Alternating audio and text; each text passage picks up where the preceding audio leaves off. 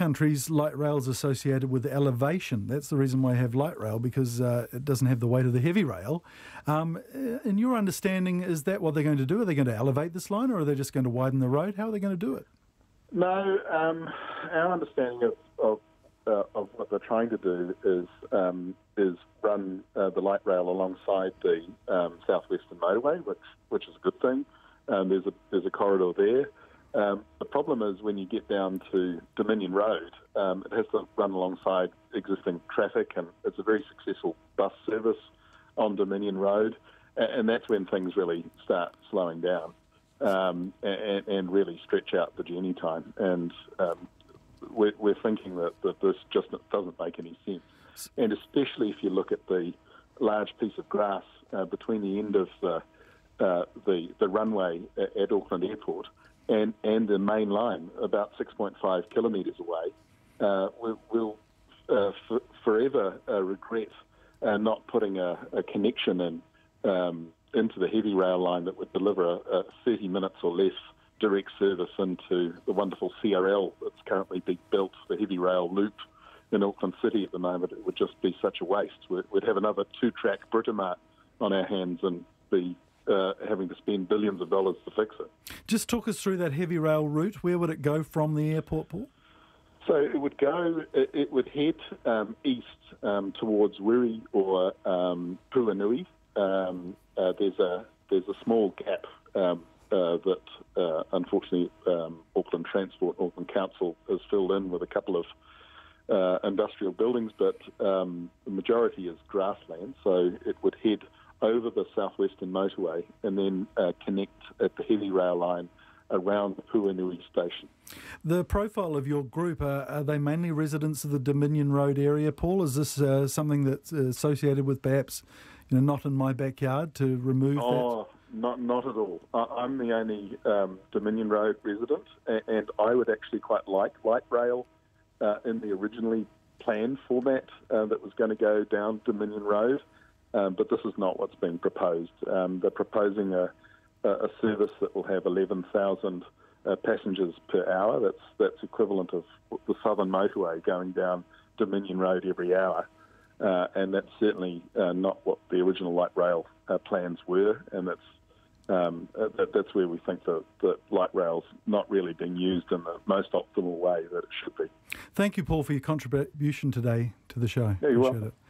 So what do you think of those comments from Paul? Well, they seem to align with my, passing understanding of it.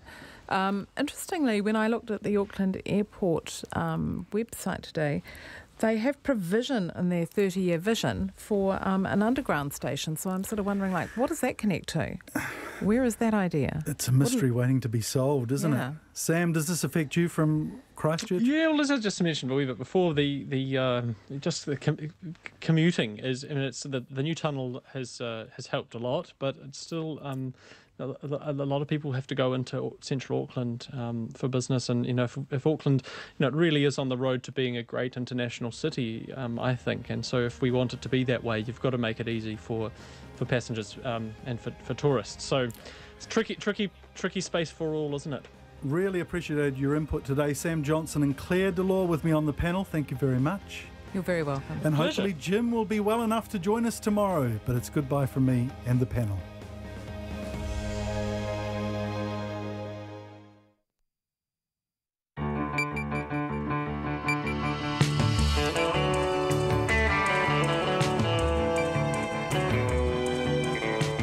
Nisambula Vinaka. Welcome to Checkpoint. I'm Alex Perrottet. Thanks for joining us. Coming up tonight, ANZCO's controversial 5-star beef feedlot is officially non-compliant. The government outlines a plan to crack down on loan sharks, but will it come soon enough? Lines company Vector faces millions in fines for breaching quality standards following power outages in 2015 and 16. Wellington drivers pay almost $2.50 a litre for 91 octane, but are they being fleeced? We talked to Fiji's original coup leader, Sitiveni Rabuka. He wants to be Prime Minister again and tells us he doesn't have faith in the vote counters at next month's election.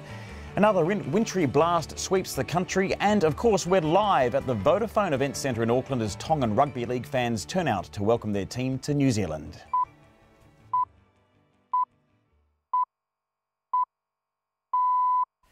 RNZ News at 5. Nisambula Vanaka, good afternoon. Ko Katrina Batanaho. Tougher penalties for loan sharks include fines of up to $600,000. The Commerce and Consumer Affairs Minister, Chris Farfoy, has announced a crackdown on high-cost lenders, including a cap on the total amount of interest and fees that can be charged. Predatory behaviour by truck stops is also being tackled by requiring all mobile traders to pass a fit and proper person test. The law will also be strengthened to give consumers clearer powers when asking uninvited salespeople to leave their premises, including by strengthening the legal status of Do Not Knock stickers.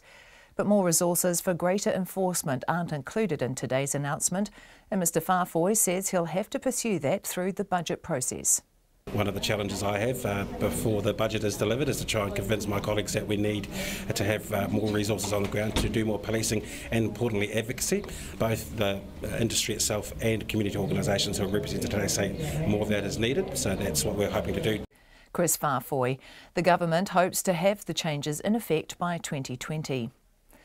Police drug testing of wastewater will be rolled out across the country. It'll be done by ESR scientists at 38 sites from Kerikeri to Invercargill, covering 80% of New Zealand's population. Timothy Brown reports. The extent of the country's problem with methamphetamine, cocaine, heroin, ecstasy and fentanyl will become clearer to police as wastewater testing expands throughout the country. It follows a pilot program in Auckland, Christchurch and Whangarei during the past 18 months, which revealed about $2 million a week of social harm was being caused by methamphetamine use in those 3 locations alone. The Police Commissioner, Mike Bush, says the testing is crucial to understanding drug consumption in New Zealand. 4 new sites in Tamaki Makaurau began testing on October the 1st, with the remainder expected to be operational by the end of the month. Meth precursors, ephedrine and pseudoephedrine will also be added, while cannabis will only be tested at some sites. This is Timothy Brown. The Prime Minister is challenging fuel companies to explain why there's such a difference in fuel prices across the country. Fuel companies maintain their prices are fair but have gone up due to a weakening dollar and more expensive fuel. But Jacinda Ardern says fuel companies need to explain why there's a 40 cents variation in prices across New Zealand. Just this morning, the fuel station nearest my home is charging 10 cents less a litre than the fuel station near the airport in Wellington. 10 cents less, and that's with the regional fuel tax in Auckland. There are variations in prices that cannot be explained solely by transport costs. Prime Minister Jacinda Ardern. Protesters occupying a closed Catholic school on Auckland's North Shore have less than 24 hours to vacate the property before they're in breach of a court order. The High Court in Auckland yesterday ordered the protesters to pack up their things and leave Hato Petera College in Northcote. The protesters say the Catholic Church was given the land on the condition it be used to educate Māori, but it has not upheld the deal. Auckland's Catholic Diocese spokesperson Lindsay Freer says the church is not making any decisions and is waiting to see the protesters' next move. We're just going ahead with what we believe is the right thing to do, and that is to honour the gift and honour the intent of the gift to use the property for the purposes of education. Lindsay Freer. Snow is falling down to 200 metres in parts of the South Island as a cold front moves north. Heavy snow and rain watches are in place for Southland up to South Canterbury as the front continues to march up the country overnight. Met Service meteorologist Angus Hines says the cold weather is here to stay for the rest of the working week. There's going to be quite cold conditions tonight, and that's actually the start of a bit of a trend throughout the rest of the week and into the weekend. We've got this current bout of cold air coming, but another cold front moving up the South Island on Friday, going to lower temperatures even further. So we'll be a nippy night tonight, but people better get used to it for the next couple of nights. Angus Hines says people should keep an eye out for road closures in alpine areas. Snow is predicted to fall down to 300 metres in Fiordland and inland Southland tonight. The government is dismissing claims an increase in the number of police recruits is at the expense of quality. 4 recruits have been stood down and up to 7 have been investigated over allegations of misconduct over the past year. 2 of the 4 who have been stood down are the subject of criminal investigations. The Minister of Police, Stuart Nash, rejects that a push to increase recruit numbers has led to a drop in quality. We are not dropping the quality or the standard of recruits coming into the New Zealand Police Service. That just wouldn't be fair on the communities they serve, but it also wouldn't be fair on the recruits themselves. You know, we need good, high-quality people serving our communities. I think we're getting those. Stuart Nash says it's difficult to even be admitted to the police college and the quality of recruits is exceptional. It's 5:05. Sport, the Silver Ferns mid-court veteran Laura Langman says she hasn't had much time to think about her pending milestone. Langman is set for her 146th game of international netball for New Zealand in tonight's test against Australia in Townsville, surpassing Irene van Dijk as the most capped Fern in history. But with her side coming off a 15-goal loss to the Diamonds on Sunday, Langman's focus is not on milestones but a strong performance. Every match is like number one for me. What's most important is, I think, the product that we put out there as a team, and for me, just working on what I want to achieve.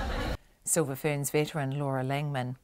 The New Zealand Women's Rugby League team coach Kelvin Wright has named a host of informed players for the inaugural NRL Women's Premiership for Saturday's test against Australia. Laura Mariu and Hani Hireme will co-captain the Kiwi Ferns against the Jillaroos in Auckland. The team includes 4 members of NRL Women's Champions Brisbane in the starting side, including halfback Kimiora Ngati, who was crowned Player of the Match in the NRL Women's Grand Final. And a short time ago in the domestic cricket Plunket Shield 4-day series, Northern Districts are on 136 for 9 and lead Otago by 28 runs.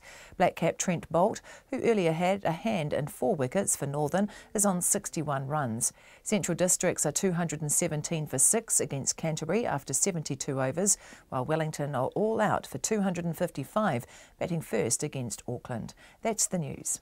Kia ora, g'day, Paul Brennan in for Brian Crum. Tonight on Nights we find out about Black November 1918, a play that marks the 100-year anniversary of the 1918 influenza pandemic.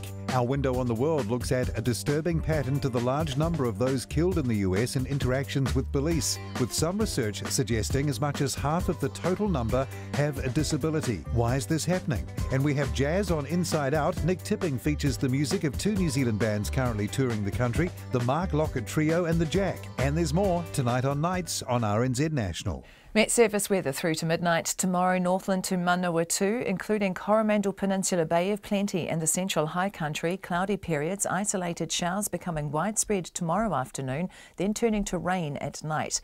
For Gisborne and Hawke's Bay, mainly fine. Wellington and Wairarapa, cloud increasing today, a few showers developing tomorrow morning, turning to rain in the evening. For Nelson and Marlborough, mostly fine, however showers about the western ranges of Nelson, rain developing tomorrow morning.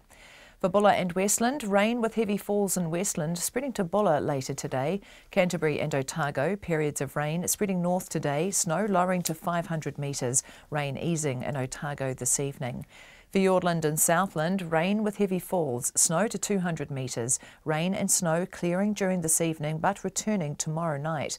And for the Chatham Islands, fine today and cloudy tomorrow. It's 5:08 and you're listening to Checkpoint. Thanks very much, Katrina. Coming up, the government cracks down on loan sharks and lines company Vector faces millions in fines for breaching quality standards following historic power outages. But let's begin tonight in mid-Canterbury, where we can reveal that New Zealand's only large-scale American-style intensive grain-fed feedlot farm is non-compliant and has been for more than 3 months. Located in Ashburton, we reported on the feedlot back in August, you might remember. Cattle are herded together for months at a time and fed grains so that they can be fattened up faster than they otherwise would be grazing grass. There was widespread outrage from you, our listeners at the time. Many of you said this kind of operation did not belong in this country. So we asked for copies of the feedlot's environmental reports, and when Environment Canterbury finally gave them to us, it also admitted that they're severely lacking. Where there should be detailed reports about water quality and monitoring and management practices, there was instead nothing. And months later, ECAN says the feedlot's still yet to fix the issues, but no enforcement action has been taken. Zach Fleming investigates. A slice of America in Canterbury. Up to 19,000 cattle farmed on less than 1 square kilometre, the only feedlot of its kind in the country, and it's not compliant.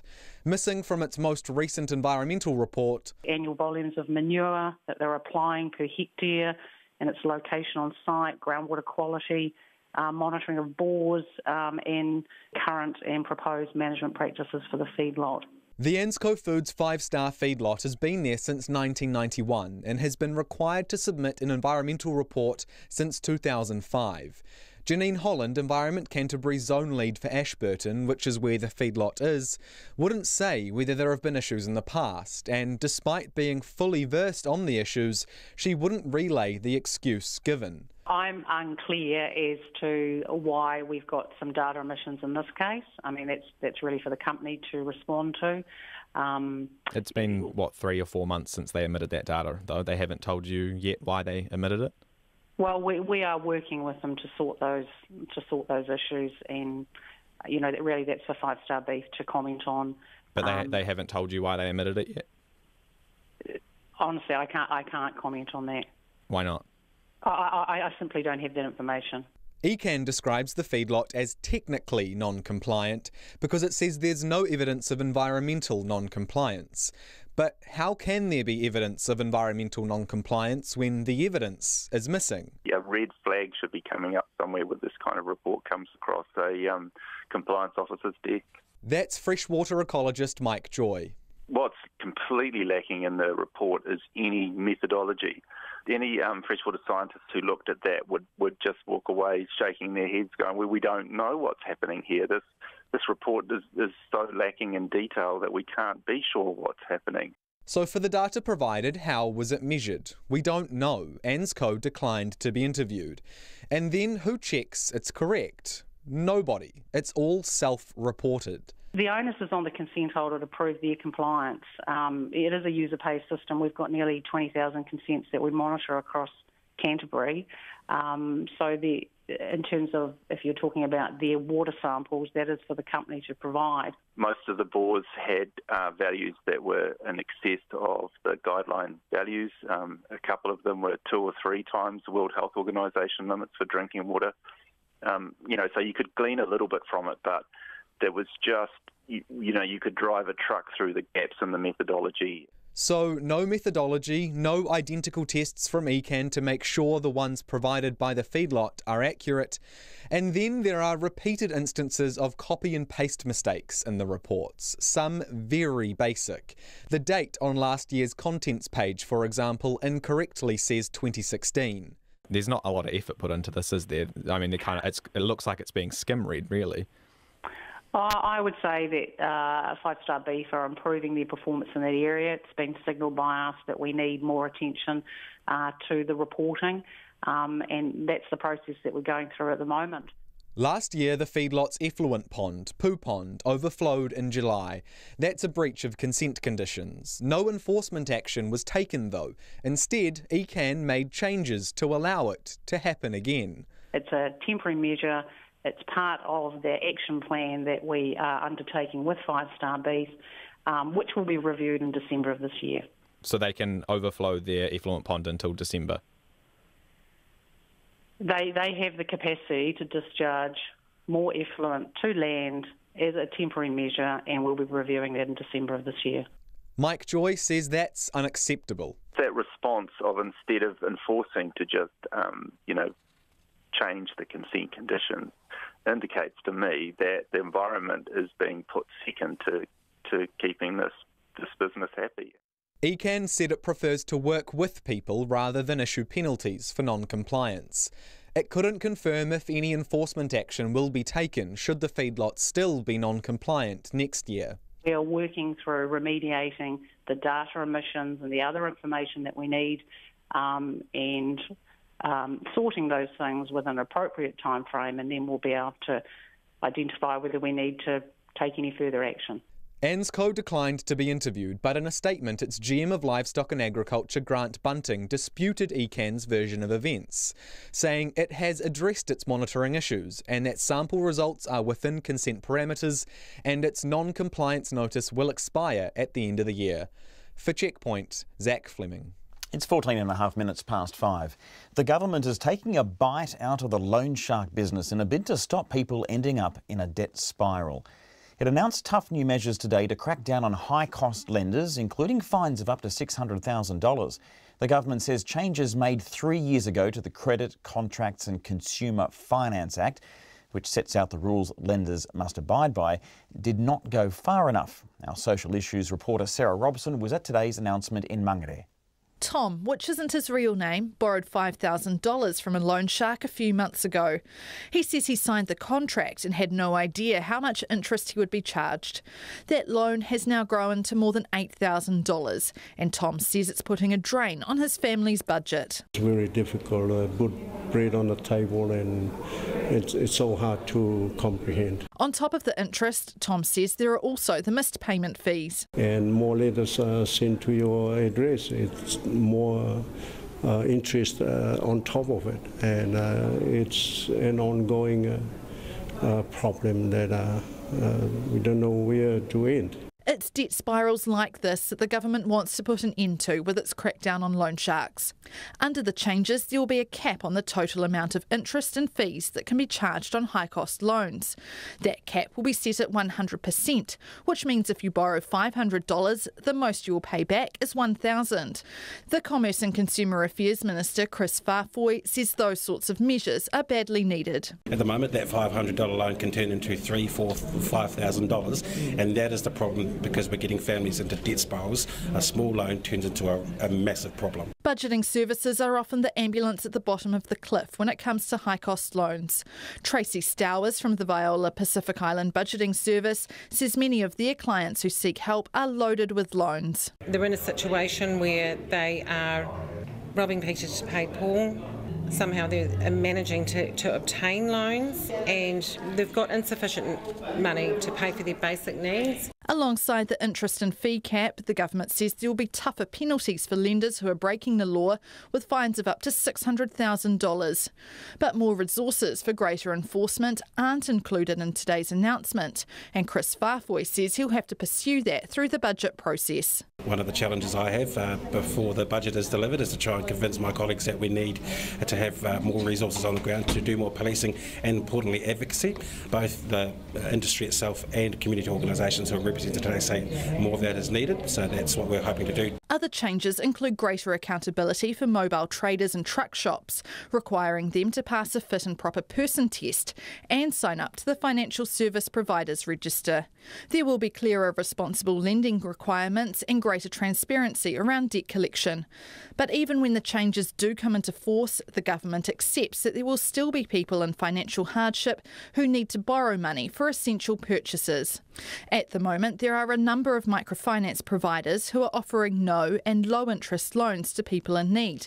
But Robert Choi from Ngā Tangata Microfinance says that needs to be scaled up. When this legislation comes to pass, it will be important that we're actually ready for some of the demand for short-term high-cost lending. If they can't go to the payday lenders, if they are curtailed, that there are alternative, safe, fair and affordable sources for them. Robert Choi says that won't be without its challenges.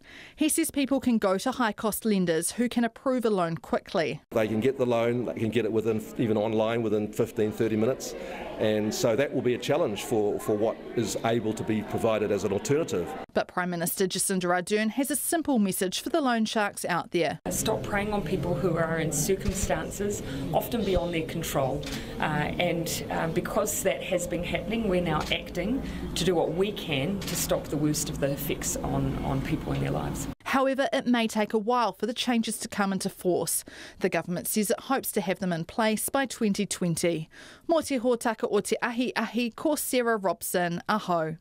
At 19 minutes past 5, already a good number of you have been horrified enough at Zach Fleming's story to get in touch. John's been in touch on the text and says, I have ridden past the 5-star feedlot adjacent to the river.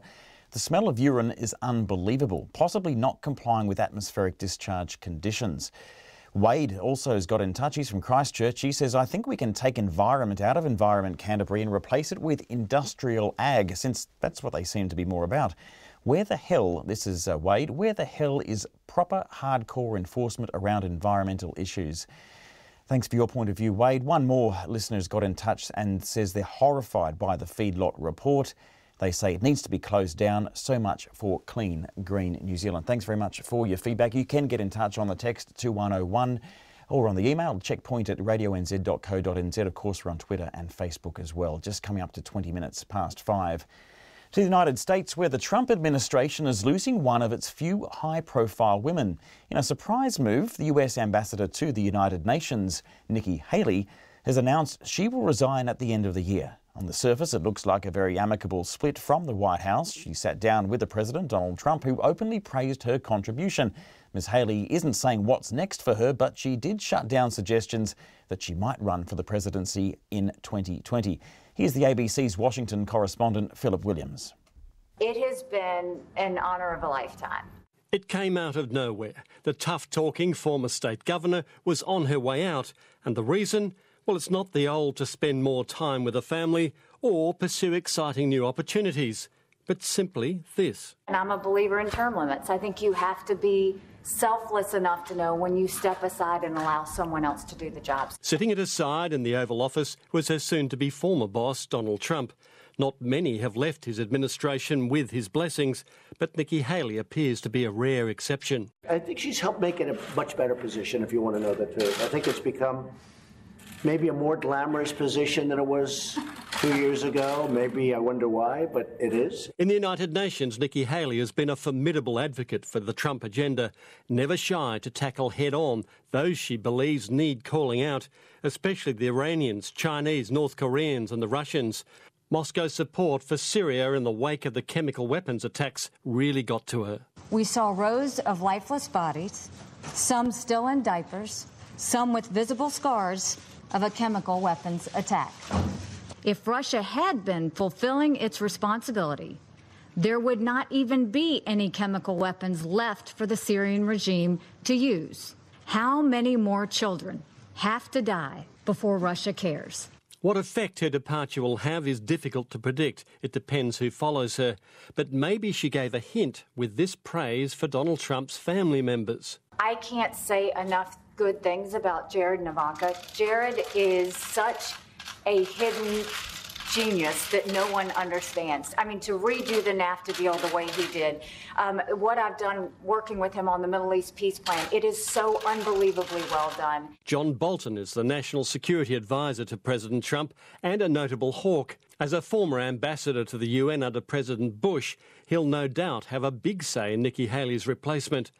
As for her future, there is one enormous job she is ruling out. No, I'm not running for 2020. I can promise you what I'll be doing is campaigning for this one. So I look forward to supporting the president in the next elections. That still leaves 2024. The woman who prides herself on being a decision maker, not taker, has more than enough time on her side. That's Philip Williams at almost 23 past 5. And Donald Trump has said that while his daughter Ivanka would be a great UN ambassador, he won't appoint her as he'd face accusations of nepotism. Ivanka herself has also published a tweet saying, "I know that the president will nominate a formidable replacement for Ambassador Haley. That replacement will not be me." Back home now, and dairy farmers are preparing to tighten their belts after Fonterra announced another drop in its forecast milk payout for this season. The cooperative is now forecasting a payout between $6.25 and $6.50 a kilogram of milk solids, which is down from $6.75. The country's largest company is blaming the drop on an increase in global production. That's in turn led to an oversupply on world markets. Anne-Marie May has more. Fonterra says global demand for milk just isn't matching increases in supply. Its Chief Operating Officer for Global Operations and FarmSource, Robert Spurway, says he knows farmers will be disappointed by the cut in the milk solids forecast. But it is important that we flag early what we're seeing going on in the global marketplace so that they can make appropriate decisions and budget with caution at this stage of the season. Senior Westpac economist Anne Boniface says Fonterra's initial forecast payout of $7 was looking very optimistic, given how prices have weakened at the fortnightly global dairy auctions since the start of the season. Farmers have a strong start to the season thanks to good weather and early calving, and that's seen Fonterra upgrade its milk collection forecast. So they now expect to be collecting 3% more milk for the season ended 2018-2019 than they did last year. And that increased milk production is going to lead to more product being available. And I think that's one factor that's been putting downward pressure on prices in the fortnightly global dairy trade auctions of late. Southland share milker Jonathan Breach says his initial thoughts were simple after Fonterra made the announcement this morning. Well, it was disappointing, but I think the first thing I thought was where can I trim things in the budget and what's going to miss out this year. So, yeah, that was my first thoughts. And Jonathan Breach says he's worried where the milk solids price will ultimately end up. Bit of a worry because when they revise things this early, the last time this happened, it ended up way down around the 4 marks. So it's a bit of a worry there that it might just keep dropping, but you just have to ride with it, don't you? And Fonterra's farmer suppliers may have to ride volatility on global markets for some time yet, according to Robert Spurway. We are early in the year, but what we have indicated is a range at this stage, and we'll update our farmers and the market in the middle of December with the specific milk price we forecast for the year. Westpac expects global supply and demand for milk products will come back into some sort of balance next year. Dairy farmers will be keeping their fingers crossed that's the case. For Checkpoint, Anne-Marie May. Just coming up to 26 minutes past 5. Motorists living in Wellington and parts of the South Island remain frustrated at having to pay more for petrol than anyone else. In Wanaka, it costs $2.63.9 for a litre of 91 octane. Wellingtonians are paying $2.48.9 a litre for petrol at the main stations in town. Now that's more than in Auckland, which even with its new fuel tax is sitting around $2.45.9 in the central city, and Hunterville, where you can fill your tank at just $2.30. Just $2.30. Laura Dooney and video journalist Richard Tindler went to ask Wellingtonians what they make of all of this. On Adelaide Road in the suburb of Newtown, two main players sit right opposite each other, BP and Caltex. Both are charging very close to $2.49 a litre, and motorists are not impressed. Expensive overall, yeah. I can understand why though. If infrastructure is still going to, benefit from it, then happy to go for it. But it is expensive. I usually fill up further up north, but because it's where I work. But because I live down here, then I fill up in the CBD. We live in Australia. We reckon it's pretty bad. Like you're paying double the amount. And the prices in Wellington are actually some of the worst. Did you notice that when you filled up? Yeah. It's like $2.30 or something. Where were we? Wanganui, yeah. A lot less. It's gone up in the last 3 months. Because I just fill up petrol for our school, for our mower. From the beginning of the year, it's gone up $8 from $20 to $28 now, just to fill up a small can. An 18-minute drive away at a Challenge station in Johnsonville, the price is 4 cents a litre cheaper. It's not a huge drop, but enough to attract the locals. BP and Z are next to each other, but they just keep the same prices. So I always come to Challenge because it's close as well, so it's not too far.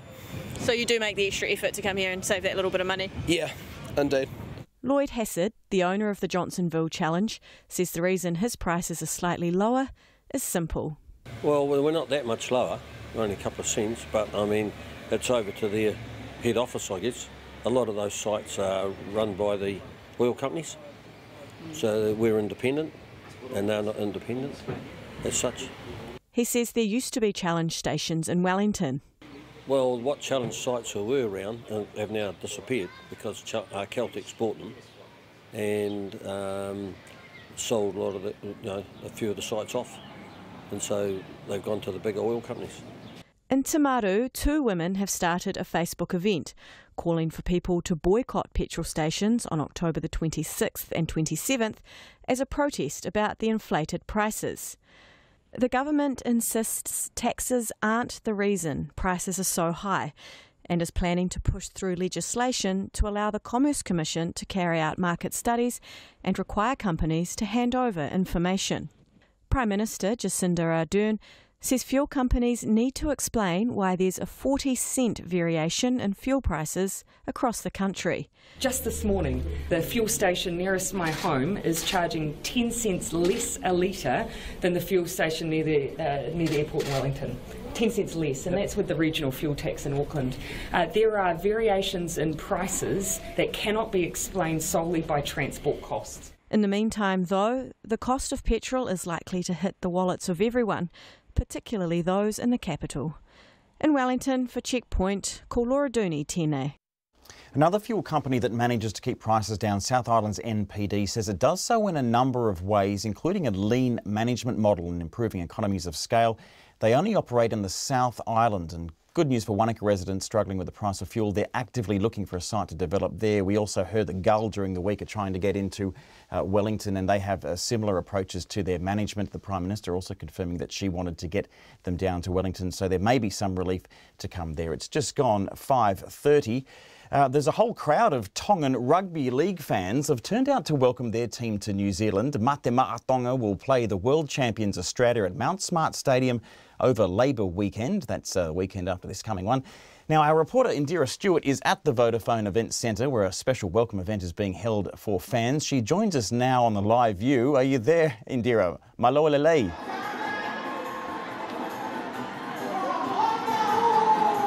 She's just listening to see whether she can hear us. Can you hear us there, Indira?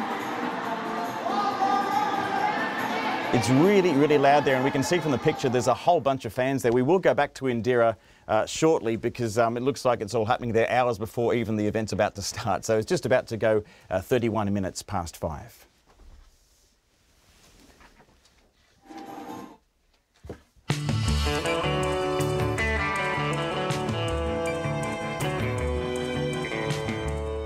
Coming up on Checkpoint, Lions company Vector faces millions in fines for breaching quality standards. This is following power outages back in 2015 and 16. Residents in northwestern Florida are warned to expect the most deadly and destructive storm in decades. And another wintry blast is set to sweep the country. We'd love your feedback, of course. 2101 is the text. You can tweet us at Checkpoint RNZ.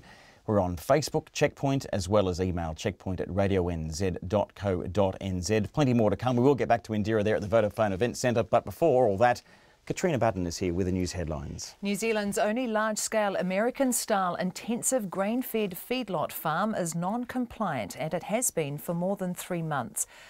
Under the operation, cattle are herded together for months at a time and fed grains so they can be fattened up faster than they otherwise would grazing grass. The Regional Council has admitted feedlots' environmental reports have lacked detailed information about water quality and monitoring and management practices. It says months later feedlot hadn't fixed the problems, but no enforcement action has been taken. Tougher penalties for loan sharks include fines of up to $600,000. The government is moving to crack down on high-cost lenders by capping the total amount of interest and fees that can be charged. Predatory behaviour by truck stops is also being tackled by requiring all mobile traders to pass a fit and proper person test. The law will also be strengthened to give consumers clearer powers when asking uninvited salespeople to leave their premises, including by strengthening the legal status of Do Not Knock stickers. Wastewater is being tested for methamphetamine, cocaine, heroin, ecstasy and fentanyl across the country, from Kerikeri to Invercargill, covering 80% of the population. It follows a successful pilot of 3 sites in Auckland, Christchurch and Whangarei during the past 18 months. The Police Commissioner, Mike Bush, says the testing is crucial to build a better picture of illicit drug use. Snow is falling down to 200 metres in parts of the South Island as a cold front moves north. Heavy snow and rain watches are in place for Southland up to South Canterbury, and the cold weather is here to stay for the rest of the working week. Police have launched a homicide investigation into the death of a man in Porirua. On Sunday, Sosuia Hilotu Ola was found on Warspite Avenue with critical injuries. The 19-year-old from Auckland died in Wellington Hospital last night. The police say they know the man fell from a vehicle, but police are trying to reconstruct his movements before that. They're asking anyone who saw a black Mercedes driving in the Waitangirua Mall area last Sunday to get in touch. One person has been taken into custody in relation to the death and has been charged with driving while disqualified and supplying methamphetamine.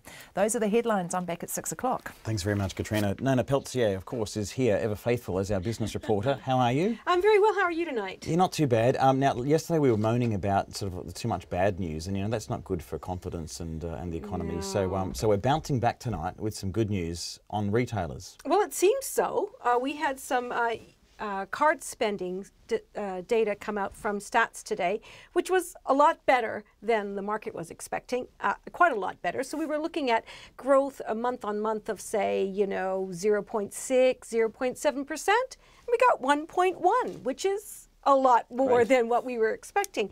And, that certainly saw the currency perk up a little bit because it had been in the doldrums following the Fonterra announcement on the dairy milk forecast. So that wasn't exactly great news for farmers. Good news for butter buyers. Well, possibly. In any case, that's right, I suppose, because the supply is such that there could be some deals to be had. But, it's early in the season, as we noted, right? True.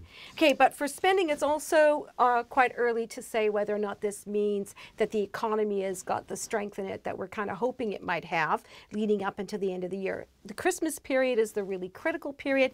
It could be that these numbers are stronger because things are costing more and consumers are having to spend more using electronic cards. Now, these numbers are just an indication because they only account for 2/3 of retail spending.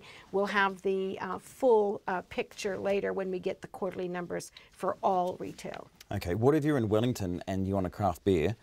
You can get a supercharged hops beer now. Right. Well, not yet. So here's a craft brewer garage project, it's called. I mean, Wellington beer drinkers are probably familiar with that. Maybe some other people around Wellington. the country. Yeah, a few other people too. But look, they decided that they should look at developing the hop industry. Now, we've had hops for a while. It's not that New Zealand doesn't produce hops, it does. But they're saying, look, we need a supercharged hops crop, and they're going to work with the Ministry of Primary Industries and other people in the farming industry, scientists, and so on, to develop a crop that's going to improve the quality of our craft beers and create an export industry for hops. Wow. So quite exciting times. They've got a 7-year project though, so don't hold your breath. I mean, keep on drinking that beer. Yeah, I don't mind the old pale ale. And it seems once you go to a stronger one with more hops, it's hard to kind of go back to more standard beers. It's a frothy business, isn't it? Yeah, super hop crop. Hey, what about the warehouse? We've got a discount-priced branded clothing line. Well, look, the retailer's been trying to reinvent themselves to make themselves more relevant to shoppers because they had some bad years. They've got some new strategies. One of them is to bring in this thing called a red rack. So the idea is to offer premium brands, so the Nike, that sort of thing. Real Nike. Yeah, real Nike. Right. So now this is a phenomenon we see in other countries where you can go in and buy discount brands. They're real brands. They're from genuine suppliers, but they could be, end of lines or overruns, that kind of thing. Like an outlet. And so they're going to be bringing in new stock every week, and they're going to be offering these branded products at a discount, they say, between 20 and 60% off the regular price that you would expect to pay in a department store. Now, it remains to be seen whether or not those are the products people want to buy. But hey, that's the warehouse trying new things. Good on them. We better get to the markets. Oh, yeah, we better, huh? Okay, so I said that the dollar perked up a little bit with those retail sales numbers to 64.8 US cents, which is pretty good because Donald Trump has been in the market again talking about, criticizing the U.S. Federal Reserve for raising interest rates, and we'll see what happens there. 91.1 Australian and 49.3 British pence. And our top 50 index fell 0.2%. That's just 19 points to 9,051. Asia was mixed, and just by way of mentioning the warehouse there, their share price fell nearly 1%. That's a 2-cent drop only to $2.06. Wonderful. Thanks very much, Nana. Nana Peltier there with the latest in the business world at, 21.5 minutes to 6. An Auckland resident who was without power for 3 days due to an outage says she's lost confidence in lines companies. The Commerce Commission is taking legal action against the Auckland Lines company Vector for breaching quality standards. This is back in 2015 and 2016. More than 10,000 homes throughout Auckland were without power in 3 separate weather-related outages in 2016. And as Matt Chatterton reports, Vector could be fined millions of dollars. Auckland resident Rebecca McLeod was without power for 3 days following an outage in 2016. At the time, she had a newborn baby and was forced to put her freezer in the hallway of their apartment building to prevent flooding. She says it was a trying experience and is pleased Vector is being held to account, although she feels as though not much has changed since 2016, as outages continue to affect those close to her. Some of our friends who lived in parts of Auckland, like One Tree Hill, were, I think, up to a week without power, and they had young children. They had no hot water, I think. They were having to cook using a little gas stove that they happened to have in their garage. That had quite a big impact for a number of my friends. That storm in April of this year cut power to 100,000 Auckland customers. Ms McLeod says she doesn't have a lot of confidence in Vector when the power goes out. The odd sort of weather event or something is understandable, but you don't expect not to have consistent power in this day and age. Vector admits it failed to fix powerline outages in time in both 2015 and 2016. Although it lifted its service standards by 2016, the Commerce Commission says it didn't do enough risk planning to mitigate increasing risks, such as cutting down trees near power lines. Graham Peters, Chief Executive of the Electricity Network Association, says the time that it's expected to take to fix power outages is now too short, and meeting it is becoming more difficult. We're certainly keen to work on changing the way that the reliability is measured, and the Commission has indicated to us that they're keen for that to happen. So we're working really positively with them at the moment on that. Mr Peters says lines companies don't want more outages to occur, but they can't control the weather. We are seeing more outages in some areas. Again, it's related to less live line work and more storms and more trees coming down on line. So if we can sort of do something around the area of moving trees away from power lines, I think we'll see less outages. The Commission filed proceedings against Vector in the High Court today, with the lines company facing potential fines worth millions of dollars. Both Vector and the Commerce Commission declined RNZ's request for comment. For Checkpoint, Matt Chatterton. It's 19 minutes to 6. Now, Indira Stewart is ensconced in a crowd of red-wearing rugby league fans supporting Tonga. We tried to go to her a bit earlier on. She's at Vodafone Event Centre, but there's so much noise there she couldn't hear us. So we're trying again. Indira, are you there? Can you hear us? Hi, Alex, I'm here. Malolele. Malolele. What, the atmosphere, we can hear it and we can see it coming through the screen and over the airwaves there. What's arranged for tonight and what's it all building up to? Well, Alex, the Tongan tide is back. It's pretty hectic over here. Everybody has just filled in. I think we got here at about 4 o'clock and the roads were already jam-packed. The parking was already filling up and everybody's just, I think excited would be an understatement. They're just eager to see the team and really hyped up. So, yeah, we're loving it. And I've got somebody who can talk to us as well. Yes, who have we got? Sisipa, how are you? Oh, I'm good, thank you. This is Sisipa. And Sisipa, tell me, I saw you dancing down there earlier. How are you feeling about today? I am so excited. Feeling amazing. Like, so over the moon. I'm glad that I had the opportunity to come and to meet the Matema Tonga team, which is, I always look forward for those, as I'm proud of my Tongan side. That's why we always come here. It's very emotional right now for you, isn't it? I'm just happy, and at the same time, I remember there's one of my cousins passed away in my island of Babao. That's why I use the Tongan map. And even I support the Matema Tonga, but I give the respect to my cousin in Babao for like the condolence for her passed away and for the family. Talking about family and cousins, do you have any relatives in the Matema Tonga team? Jason Taumalolo, it's from my village and he's from my dad's side. And yeah. So your family must be excited. And yes, and the captain too. The grandmother is from. That's what my village people said, but I really don't know. But as I am a Babao and I born in Babao, whatever I had, I'm just happy and excited to meet them. And how do you think you're going to feel when they walk in these doors soon? Oh, I used to. When they walk in, I can't stop tears. I start out crying when I see them for the hard work and for the effort they put into the Matima Tonga. It's for us to be proud. Every Tongan are proud of the team. This might not be a difficult question for you, but who do you think is going to win? Tonga. Matima Tonga will be the winner. Yeah. Thanks very much, Alex. As you can see, everybody's excited here. The players are about to arrive, probably in the next 40 minutes. Hey, Indira, Sisifa obviously is a very keen fan. We can see and hear the emotion there. But, you know, it's not over the top to say that they will win. I mean, Tonga did amazingly at the World Cup and got to a semi-final and got so close to getting to the big dance at the end. So, I mean, they've got another, week and a half until the big game. What's planned before then?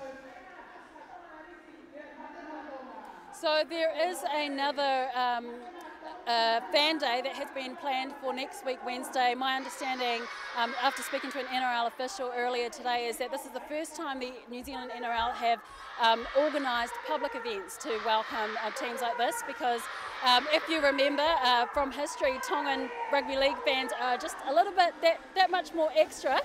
So they were trying to avoid blocking the airport, trying to avoid block parties in Otahu this year, trying to make it safe for the Tongan community and the New Zealand community. So that official fan day will be held at the Mount Smart Stadium next week. Thanks very much, Indira. Indira Stewart there at Vodafone Event Centre in Auckland. Among all the Tongan fans, they are passionate. I've already seen many cars with Tongan flags sticking out of them driving through. I think even back in the Rugby World Cup in 2011, the Tongans outdid everyone else in terms of getting numbers to the Auckland airport in welcoming the teams here to Auckland. So that game, not this coming weekend, but the Labor Day weekend, Australia, the world champions against Matima Tonga. It's 14 minutes to 6. Residents in northwestern Florida are being told to expect the most deadly and destructive storm in decades. Hurricane Michael, which has already killed 13 people in Honduras and Nicaragua, is gaining strength as it swirls through the Gulf of Mexico. It's due to hit the Florida Panhandle as a Category 3 hurricane. More than 500,000 people have been told to evacuate as it makes landfall tomorrow. The BBC's Laura Trevelyan reports. A monstrous storm which is still strengthening, barrelling towards the northeastern Gulf Coast of Florida.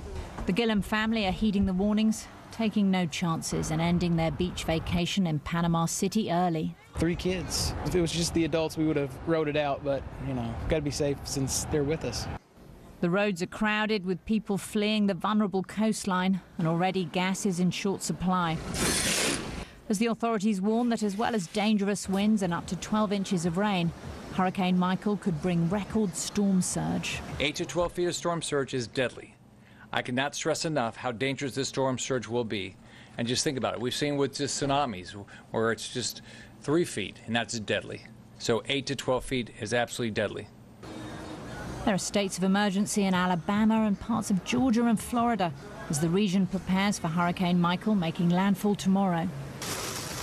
Heavy rain is forecast for the Carolinas as the storm crawls up the east coast, possibly drenching areas still recovering from Hurricane Florence.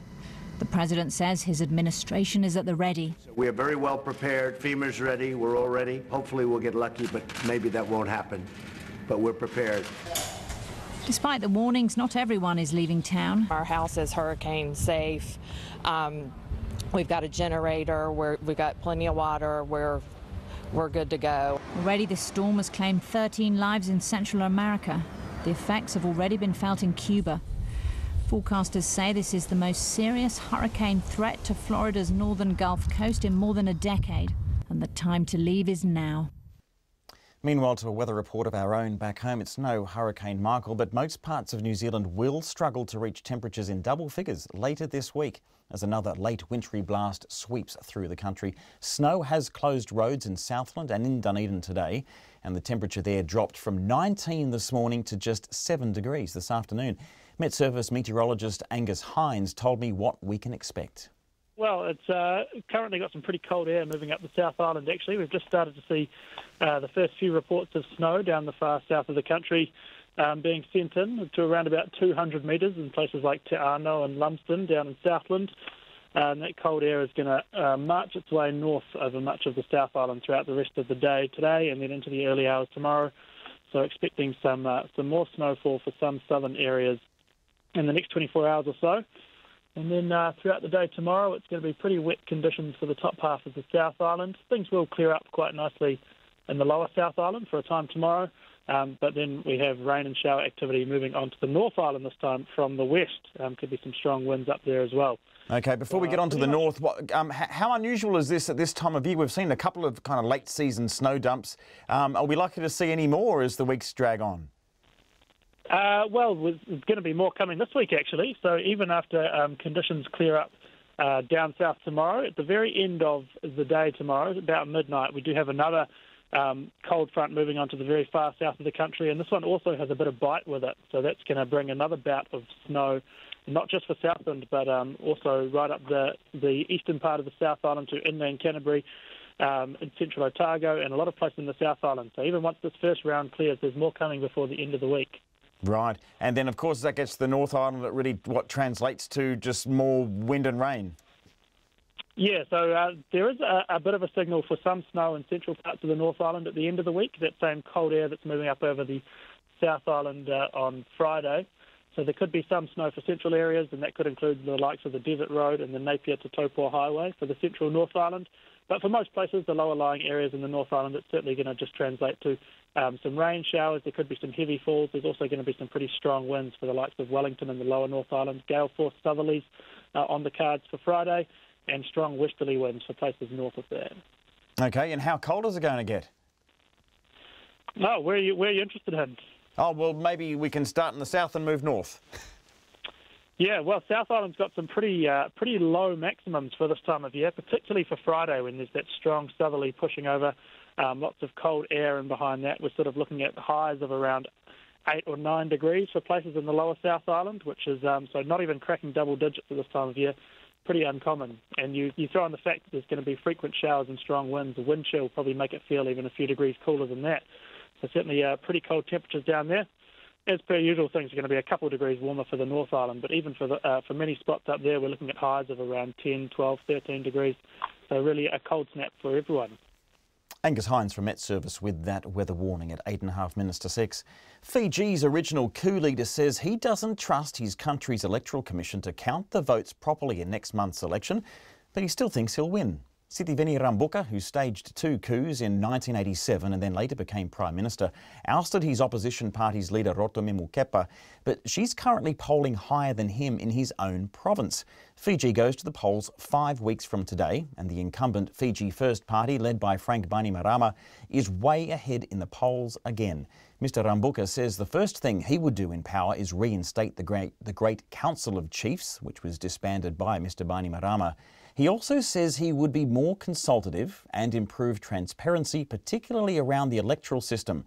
Today, on Fiji's Independence Day, I spoke to Sitiveni Rabuka and asked him where he believes his support will come from.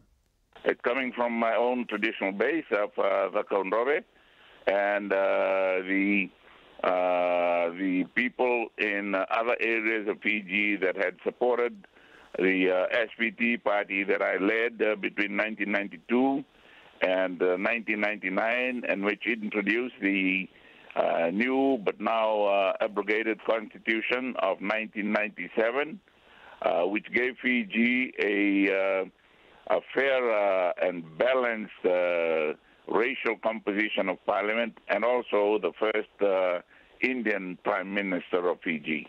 Now, you're going to have a bit of a challenge next week. You're going to be in front of the courts. You've been charged for falsely, or the information that you gave to the Electoral Commission in terms of your assets and liabilities, that there's an accusation, or there's a charge actually, that there was a false declaration there. Now, any kind of conviction, of course, will disqualify you from these elections. How do you feel about that? What's the nature of those accusations? Are you concerned that it could be politically motivated? I'm not worried whether they are politically motivated or not. I am being charged, and I'm in court, and I'm not allowed to talk about the charge. It's sub judice, and I will respect that. Okay. Now, earlier in the year, you did visit New Zealand, and you gave a few speeches here, and you talked to a few people that you obviously hope will vote for you. What are your hopes for, postal votes from New Zealand supporters? I hope the postal ballots will be dealt with efficiently and effectively and fairly and transparently. We have some voters there, and I hope their voters are not their votes are not hijacked. And we call upon the observer group to make sure that postal ballots, as well as those that are polling before the polling day, are protected. It sounds like you have some fear that they might not be protected. You use the word hijacked there. What are your concerns? My concern is that they may not get to the counting table. How so? Can be a deliberate delay or interfered with in transit. And what are those fears based on? They're based on the physical capabilities available to those in government rather than those in opposition. So you're saying you don't really trust the Electoral Commission there in Fiji? No, I don't. So how can you be hopeful that you're going to, you sound very optimistic you're going to win Parliament, but you don't even trust the system that's going to count the votes? We tried. We have gone through the process. We've told them we don't trust the system. We have recommended ways of improving those, and they have not been accepted. So we will just have to go along with it, and that's the way the cookie crumbles. And we have to play the rules as laid down. But I'm sure that we will get the groundswell of votes that will negate any interference. Sitiveni Rambuka in Suva. The International Observer Group at Fiji's 2014 election visited about a third of the polling stations on election day and reported that it didn't observe any irregularities in counting, but it did see some irregularities in voter registration, pre-polling and postal voting, which partly stemmed from the short preparation time. It's just on 4 minutes to 6. The rapper Kanye West and the American songstress Taylor Swift have reignited an old feud, but this time it's a political battle. Kanye West, who's now simply called Ye, is having lunch with the President Donald Trump at the White House on Friday. His support of Donald Trump is no secret. But now Taylor Swift has chosen to wear her political colours on her sleeve, announcing she'll be voting Democrat in the upcoming midterm elections. CNN's Tom Foreman has more on when pop stars meet politics.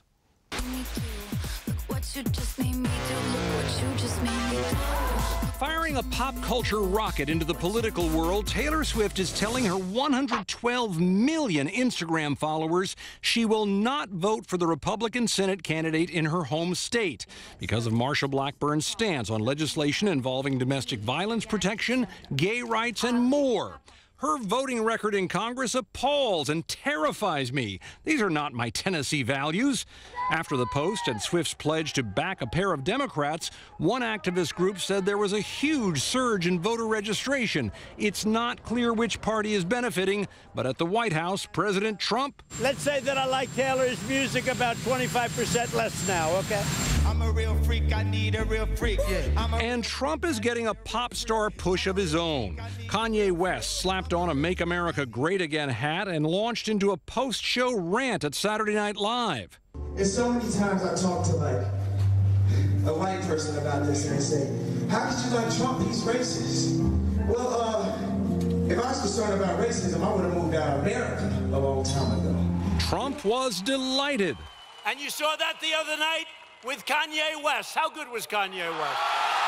West has attracted headlines before by supporting Trump. His wife, Kim Kardashian, has also met the president asking for and getting clemency for a 63-year-old woman serving life on a nonviolent drug conviction. And this week at the White House, West will join the president for lunch and a chat about the criminal justice system. He's been a terrific guy. You know, he loves what we're doing for African-American jobs, for so many different things. Coincidence or a counterpunch aimed at Swift?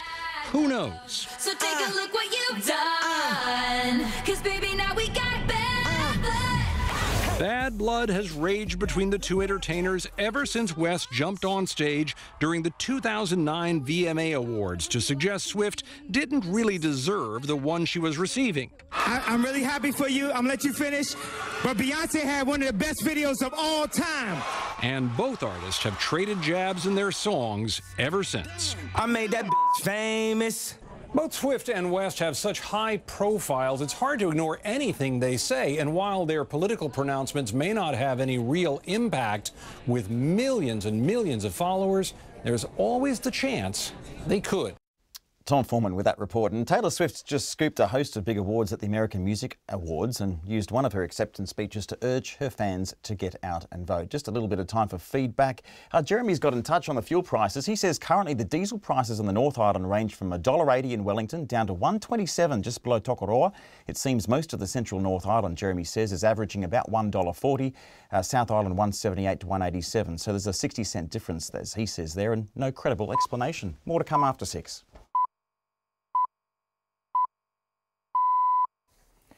RNZ News at 6. Kia ora, good evening. Ko Katrina Batten aho. The government is being urged to scale up its support for organisations which offer no and low interest loans as it cracks down on predatory lenders.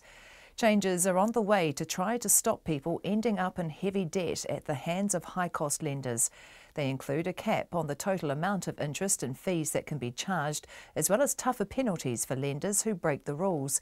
Predatory behaviour by truck shops is also being tackled by requiring all mobile traders to pass a fit and proper person test. Robert Choi from Tangata Microfinance says there are a number of organisations offering safer alternative borrowing options to people in need. But Mr Choi says support for them needs to be ramped up. When this legislation comes to pass, it will be important that we're actually ready for some of the demand for short-term high-cost lending. If they can't go to the payday lenders, if they are curtailed, that there are alternative, safe, fair and affordable sources for them. Robert Choi. Wastewater is being tested for methamphetamine, cocaine, heroin, ecstasy and fentanyl across the country. ESR, which is doing the work on behalf of the police, has begun setting 38 sites from Kerikeri to Invercargill, covering 80% of the population. The Police Commissioner, Mike Bush, says the testing is crucial to build a better picture of illicit drug use. It follows a successful pilot of 3 sites in Auckland, Christchurch and Whangarei during the past 18 months. From that, it's estimated methamphetamine consumption is causing about $2 million a week in social harm across the 3 locations. 4 new sites in Tamaki Makaurau began testing on October the 1st, with the remainder of sites expected to be up and running by the end of the month.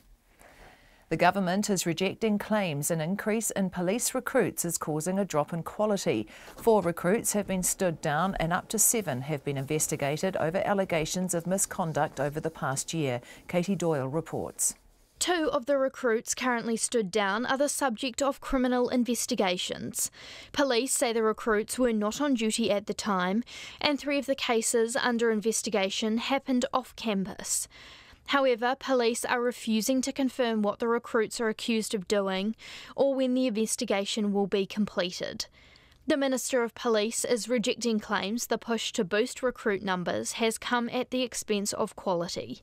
Stuart Nash says police recruits are outstanding and police have not dropped their standards. Ko Katie Doyle, TNA. New Zealanders are being urged to step up and talk to tourists about staying safe outdoors. An Indian tourist died on the Tongariro Alpine crossing 8 days ago after becoming separated from his group. Senior Constable Barry Shepherd says visitors need to thrive in New Zealand, not just survive.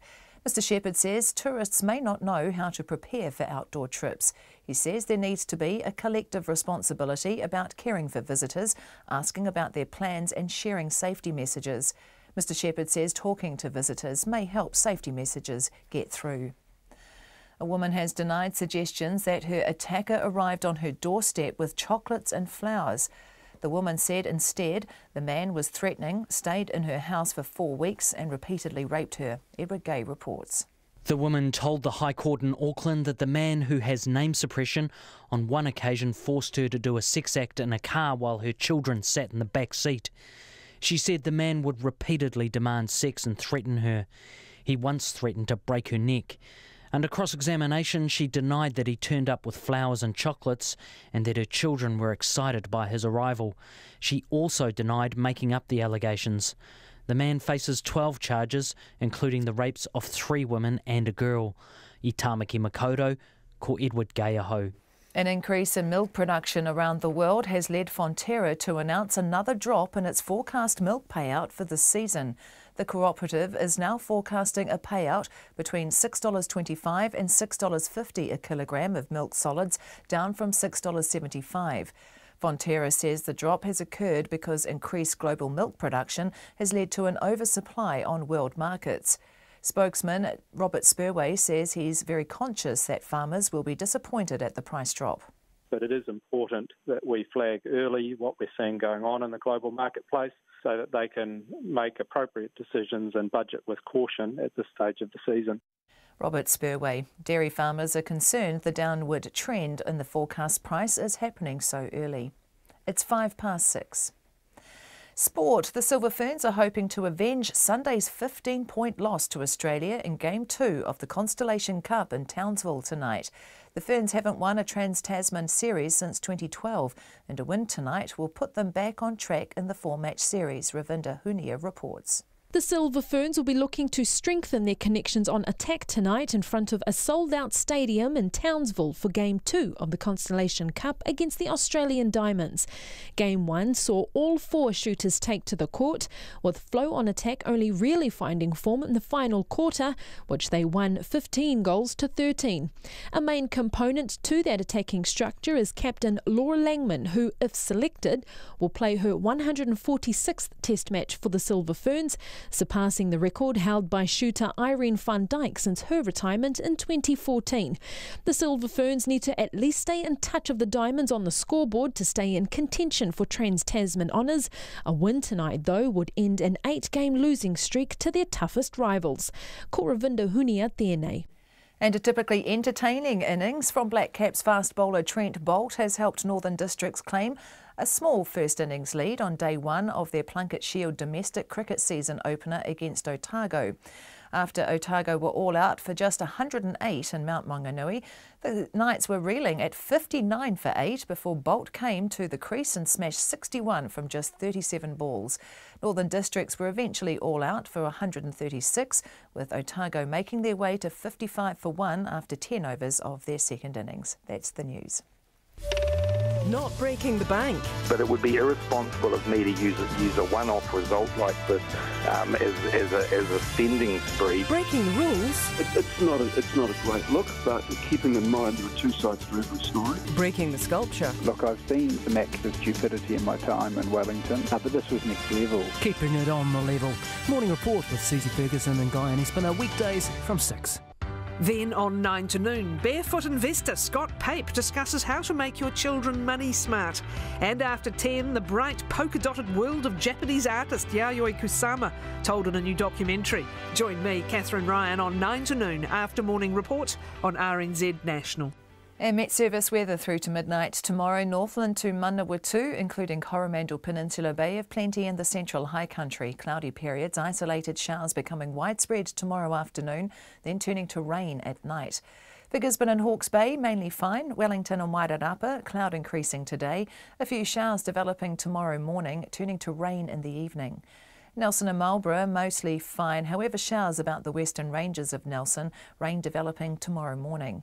Bulla and Westland, rain with heavy falls in Westland, spreading to Bulla later today. Canterbury and Otago, periods of rain spreading north today. Snow lowering to 500 metres, rain easing in Otago this evening. For Fiordland and Southland, rain with heavy falls, snow to 200 metres, rain and snow clearing during the evening but returning tomorrow night. And for the Chatham Islands, fine today, cloudy tomorrow. It's 6:08 and you're listening to Checkpoint. Thanks very much, Katrina.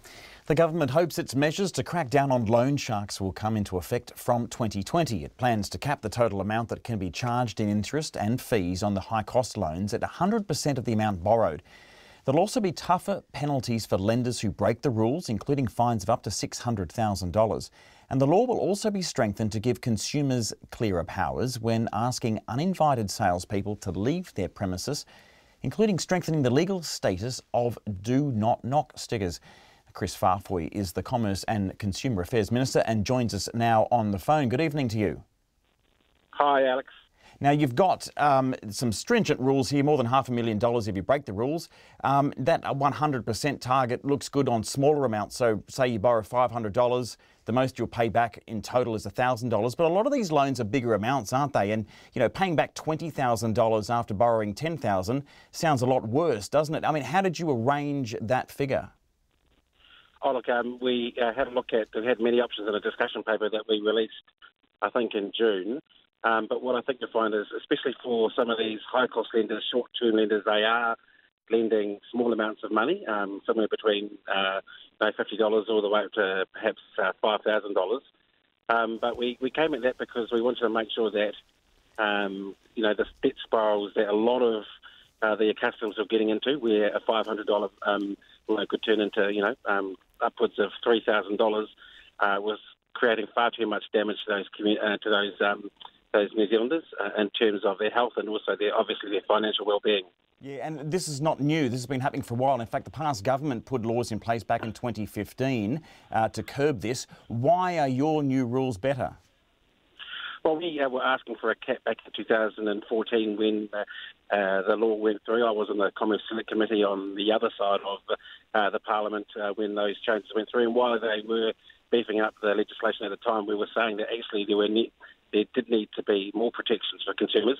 Since those changes came in 2015 to the laws around lending, the kinds of damage and pain that it's been causing, especially the most vulnerable consumers, has continued. So we signalled before the election and made it one of our priorities in the commerce space to make sure we gave much more protection to those vulnerable consumers who are getting into those debt spirals, which they find are very difficult to get out of. Yeah, sure. And I mean, what really this is about is targeting those, those underground loan sharks, because you can keep bringing in more and more rules, but really you've got to target the people that are breaking them.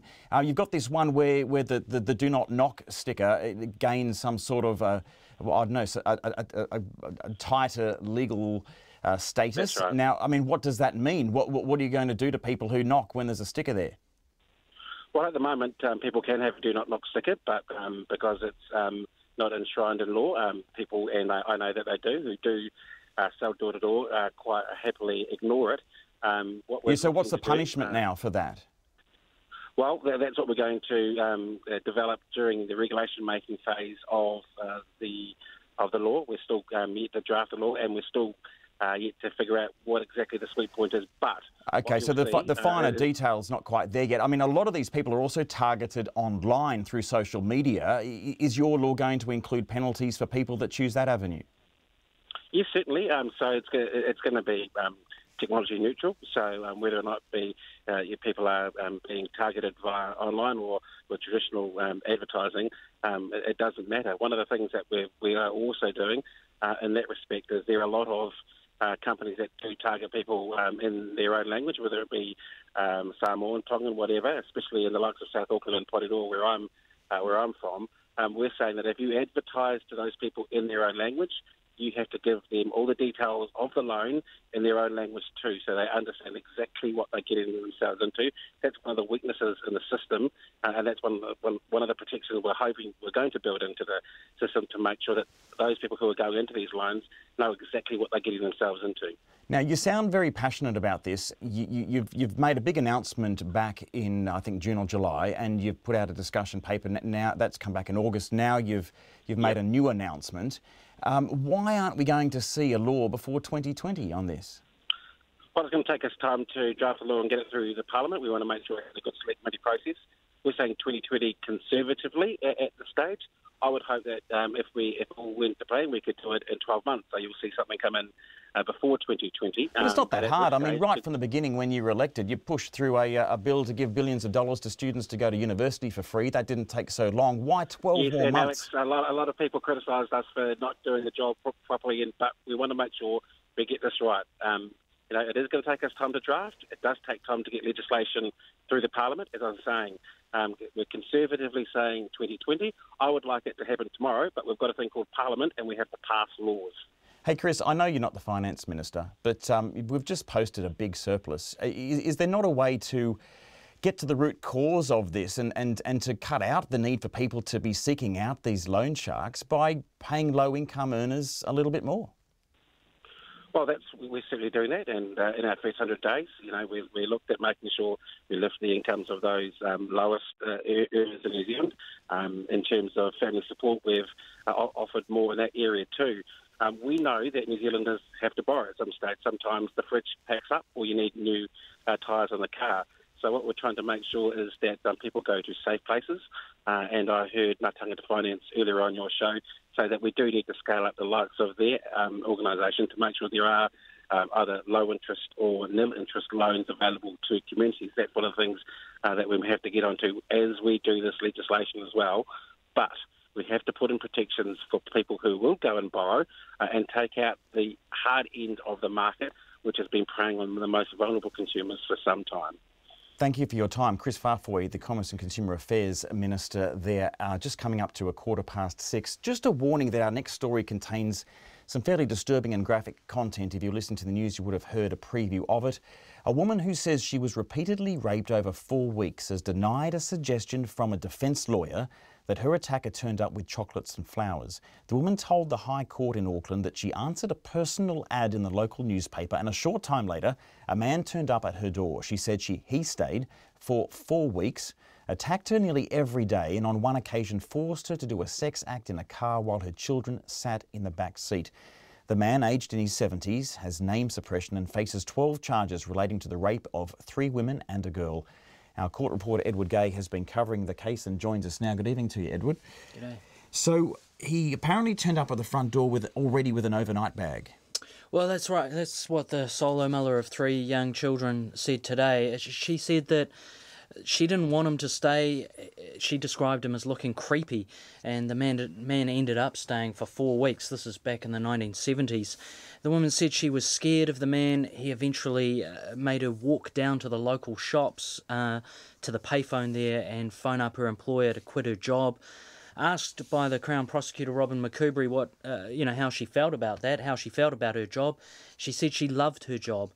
She said the man wanted sex every day. She had no choice in the matter. It was against her will. And the woman said on one occasion she was so scared she called out to her children. And she said at that point the man actually put his arm around her neck, and he told her that in one move he could break her neck. She said, she took these threats very seriously, and he threatened her constantly. And this woman is also alleging that he inappropriately touched her daughter.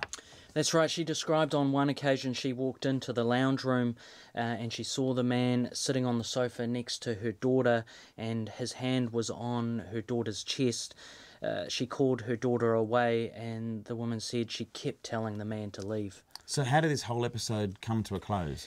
Well, she described this situation where one day she saw an opportunity. The man was far enough away from her that she knew he wouldn't be able to catch her.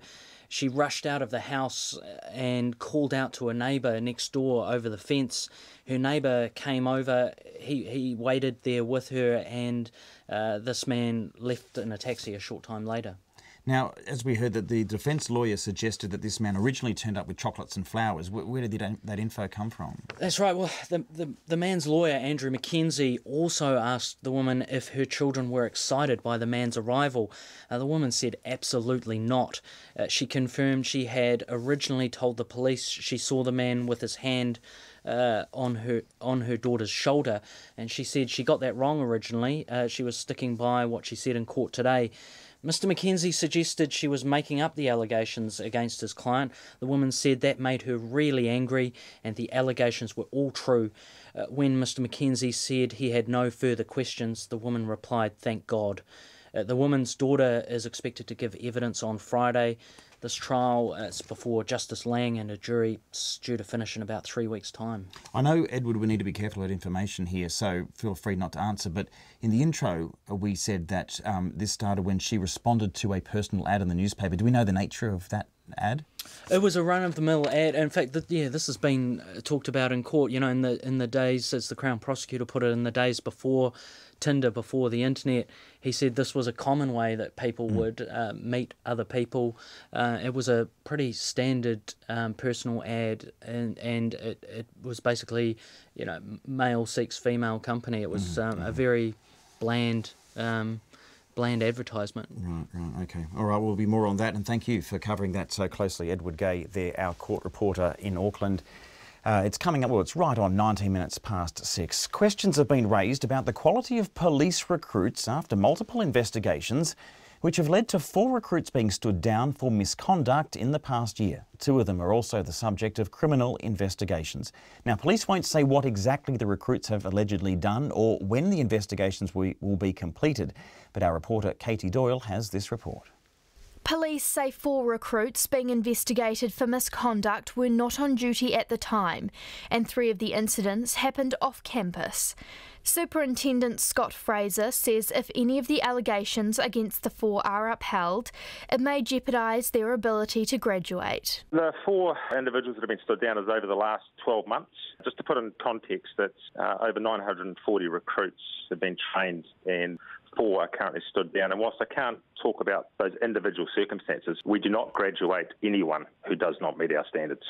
In a separate incident, which was also investigated by police, up to 6 recruits from an intake which graduated last month were caught drinking in their barracks. They were allowed to graduate despite their behaviour falling below what was expected. The Minister of Police, Stuart Nash, is standing by the college's decision. Well, I'm assuming what happened is the superintendent of the college, who is a very fine man and has been doing this for a long time, made a judgment call that the recruits have learned a lesson. He wasn't going to be the one that brought their career crashing down around their ears. They learnt their lesson and they will go on and be great officers. The officer who graduated at the top of his class in that intake was also investigated for misconduct. But the Police Association's Chris Cahill says he's unhappy the recruit has been hung out to dry by the media, without all the facts being known. He says the matter was investigated, but there was insufficient evidence and no further action was taken. Police hold officers to a higher standard than any other employer in New Zealand. So clearly, for him to graduate, and to graduate at the top of his wing, he's got some outstanding attributes, and I think it's a shame he's been hung out to dry. The incidents have raised questions about the government push to get an extra 1,800 officers on the streets over 3 years has come at the expense of recruit quality. The National Party's Chris Bishop says it has. You'd have to say when 1 in 10 of the recruits going through the most recent course, the largest police course intake in 12, 13 years, you'd have to say that there are real issues. And I think this is just the natural consequence of a desire to go absolutely hard on quantity, and I suspect it's come at the expense of quality. But the Police Commissioner, Stuart Nash, refutes that. We are not dropping the quality or the standard of recruits coming into the New Zealand Police Service. That just wouldn't be fair on the communities they serve, but it also wouldn't be fair on the recruits themselves. You know, we need good, high-quality people serving our communities. I think we're getting those. He says it's very difficult to even be admitted to the police college, and the quality of recruits is outstanding. Call Katie Doyle, TNA. It's 22 minutes past 6. Rescue workers are stepping up their search for earthquake and tsunami victims in central Sulawesi in Indonesia before tomorrow's deadline to halt search operations. The death toll from the disaster, which devastated the Palu region, has now risen to more than 2,000. But as the BBC's Howell Griffiths reports, locals are trying to rebuild their lives and bring some form of normality back. Slowly, the rhythm of life is returning to Palu as its people try to find a way forward. The earthquake and tsunami tore through the city, destroying buildings, ending lives. But in its wake, the survivors need to make a living. Ardiansa says his garage has been busy. Plenty of people need their bikes repaired. Many mechanics went back to their villages, and so only 1 or 2 mechanics were operating in the city. We decided the way to overcome the trauma was to get back to work. Everything else will follow and people will feel safe. The first to return were the food vendors. With so many homes destroyed and aid slow to arrive, people need feeding. Tutus had to salvage her pots and pans from her damaged home before she could cook again.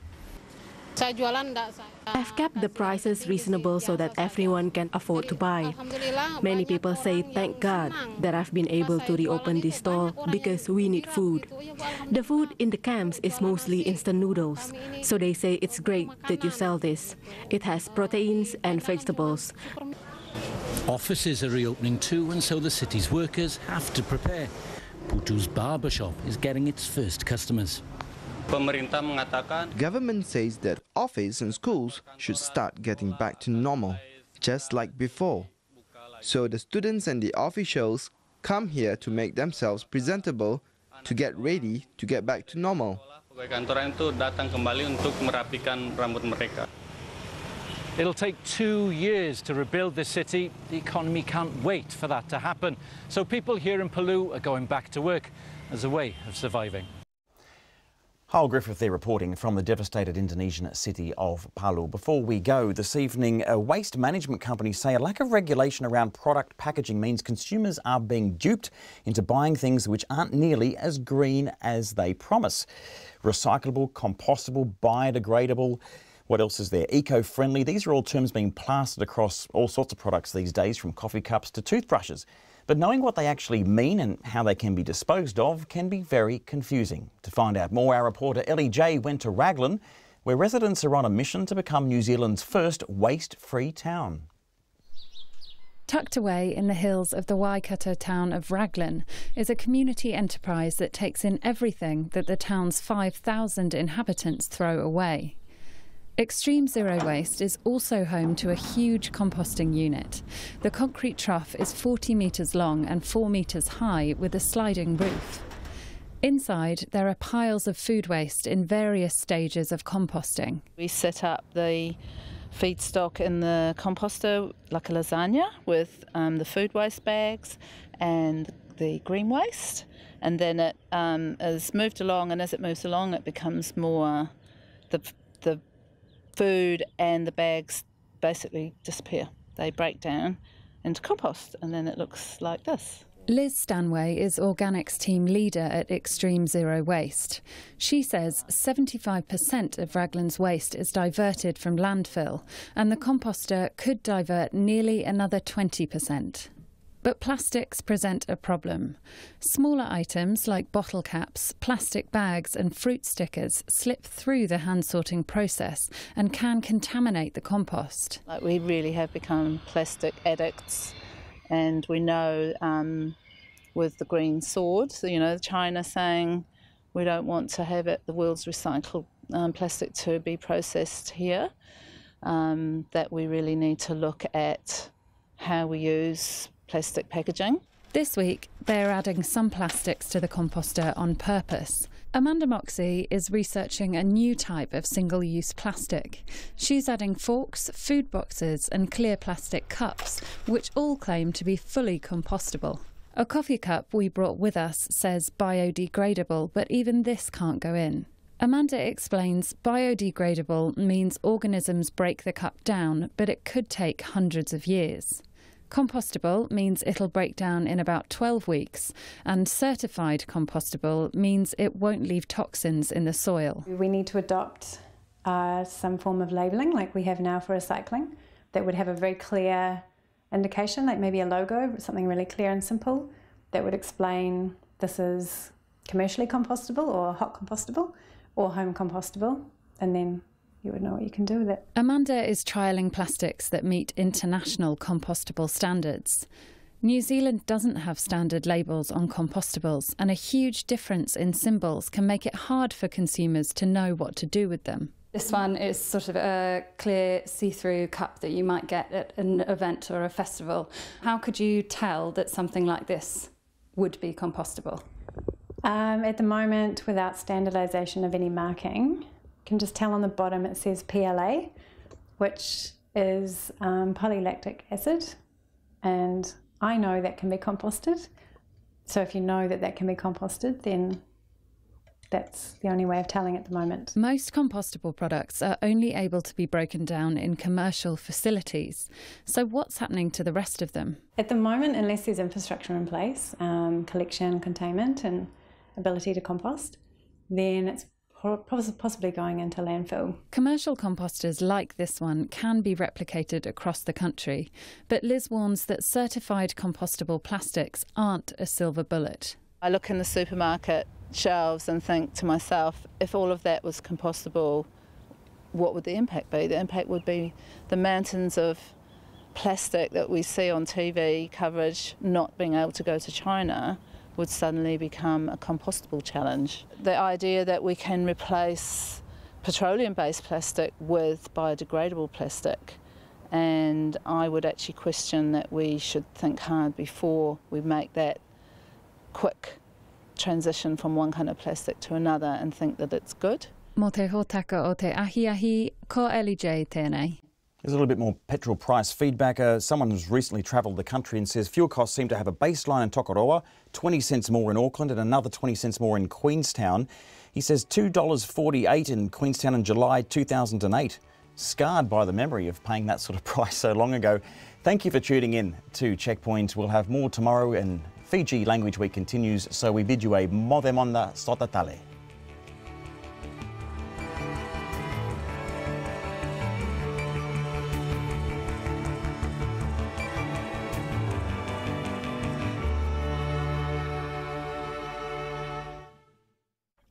RNZ News headlines at 6:30. The government is targeting loan sharks in truck shops to stop them preying on vulnerable people. It's been revealed New Zealand's only large-scale American-style intensive grain-fed feedlot farm isn't compliant and hasn't been for months. Wastewater across the country is being tested for methamphetamine, cocaine, heroin, ecstasy and fentanyl. And snow is falling down to 200 metres in parts of the South Island as a cold front moves north, and the wintry blast is here to stay for the rest of the working week. Our next news and weather is at 7. This week on Are We There Yet? They'll go, oh, where's Granddad gone and what happened? Teaching a child about death. I think it's very healthy for children in general to be exposed to death because it's a part of life. And how to help them cope with grief. For parents, this means we actually need to let our kids feel upset. Are We There Yet? With me, Katie Goss.